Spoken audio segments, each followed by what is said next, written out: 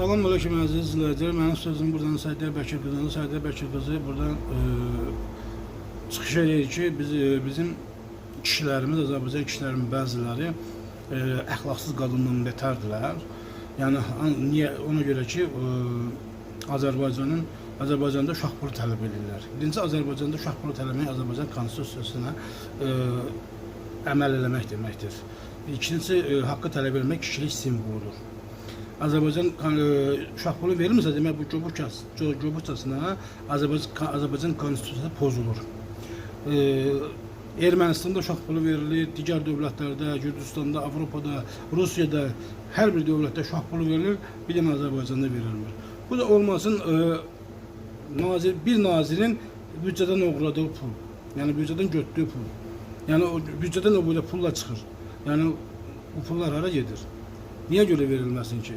Vergi verilir, cərimələr verilir, cərimələr artıb maşallah. Yeraltı yerüstü sərvətimiz var. Yəni Azərbaycan istəsə uşaq pulu istədiyi kimi verə bilər. Yəni onun büdcəyə heç bir təsir ola bilməz. Bir də ki, siz kimsiniz ki, siz gəlib uşaq pulu barəsində fikirlər bildirirsiniz. Yəni uşaq pulu verilməsin, Günay Ağmalı düzgün deyibdi. Yəni siz kimsiniz axı? Bu sizin öz cibinizdən getmir axı bu pullar. Bayaq dediyim kimi, yəni dövlətin sərvəti var, dövlətin büdcəsi var. Yəni bu dövlət büdcəsindən gedir. Pullar hamısı oradan çıxır. Gedin oturduğunuz yerdə siz birinci xalqın lehinə danışdınız, xalqa tərəf danışdınız ki, özünüzə baxış sayı yığasınız, YouTube sayınızı artırasınız, yəni yaxşı pul qazanasınız. Onsuz da sizə digər yerlərdən pullar gəlir, narahat olmayın. Siz onsuz da Azərbaycan dövlətinə yox, başqa dövlətlərə çalışırsınız. Atam, həyat yoldaşım, qardaşım uşaq pulu tələb eləmir. Birincisi, atanın vaxtında uşaq pulu verilirdi.